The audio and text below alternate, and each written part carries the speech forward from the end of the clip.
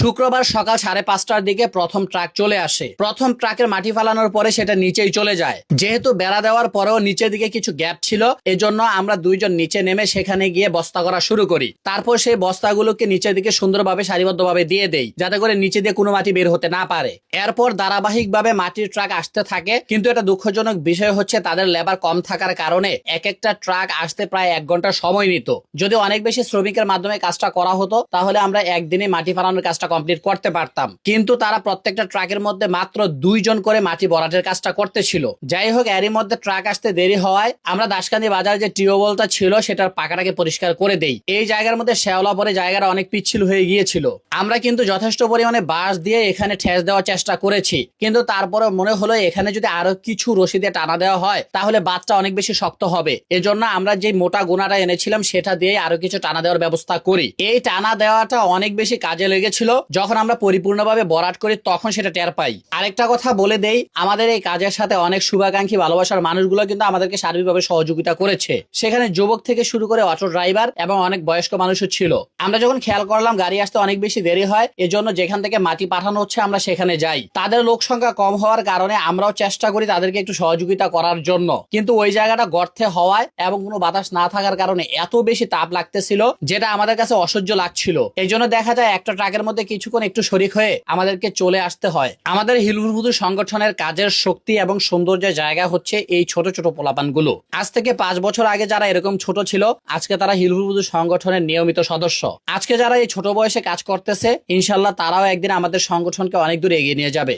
যাই হোক, আমরা 8-9টা ট্রাক মাটি ফালানোর পরে বস্তা করার কাজটা শুরু করি। এদিক দিয়ে আমাদেরকে প্রচুর পরিমাণে বস্তা দিতে হবে, যাতে করে মাটির চাপটা বেড়ার মধ্যে পরিপূর্ণভাবে না পড়ে। এই সময় এসে আমাদের অনেক বেশি সংগঠনের সদস্য বেড়ে যায়। তারা সবাই মিলে স্বতঃস্ফূর্তভাবে কাজগুলো কমপ্লিট করি। আসরের ওয়াক্ত হতে হতে টোটাল 12 ট্রাক মাটি আসে। এরপর তারা কাজ বন্ধ করে দেয়, বলে আগামীকালকে মাটি দিবে। তারপর আমরা সবাই মিলে দাসকান্দি মাঠে ফুটবল খেলা শুরু করি। এর মধ্যে আমাদের আরো একটা টিম বাজারে গিয়েছিল বস্তা আনার জন্য। তারা বস্তা নিয়ে আসার পর আমরা খেলা বন্ধ রেখেই বাকি বস্তাগুলোকে কমপ্লিট করার কাজটা শুরু করে দেই। আমাদের চিন্তা ভাবনা ছিল আজকে কাজটা গুছিয়ে রাখা, পরের দিন যখন ট্রাক দিয়ে মাটি নিয়ে আসবে যাতে করে সহজে আমরা কাজটাকে শেষ করে ফেলতে পারি।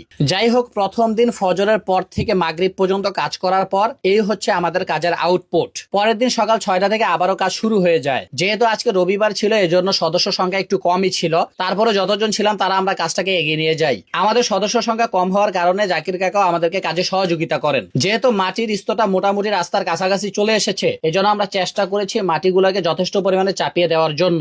বালু হলে হয়তোবা এত পরিশ্রম লাগতো না, যেহেতু এগুলো মাটি, দেখা যাবে কিছুদিনের মধ্যে এগুলো আস্তে আস্তে চাপতে থাকবে। এরপর আমরা সবচেয়ে গুরুত্বপূর্ণ যে কাজটা করি সেটা হচ্ছে এই মাটির মধ্যে ঘাস লাগিয়ে দেওয়া। আশেপাশে যে গাছগুলো ছিল সেগুলোকে কেটে এনে আমরা এখানে লাগিয়ে দেই।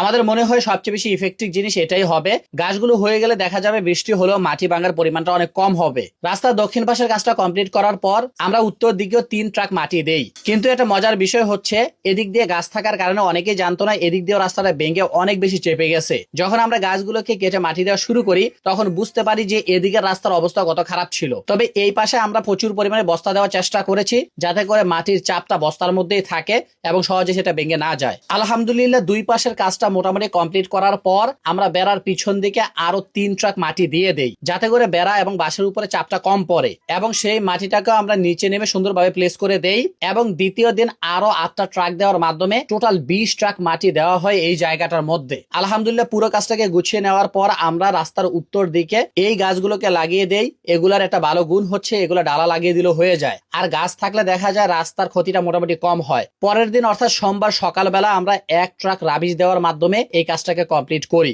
রবিবার রাতের বেলা বৃষ্টি আসার কারণে আমরা অনেক বেশি ভয় পেয়ে যাই, কারণ কয়েক জায়গা দিয়ে ছিদ্র হয়ে পানি বের হচ্ছিল। যাই হোক, আল্লাহ রাব্বুল আলামিনের অশেষ রহমত, আলহামদুলিল্লাহ রাস্তাতে তেমন কোনো ক্ষতি হয়নি। তো পুরো কাজটাকে আপনাদের সাথে শেয়ার করার চেষ্টা করেছি। সকলে দোয়া করবেন হিলফুল সংগঠনের জন্য। ধন্যবাদ সবাইকে।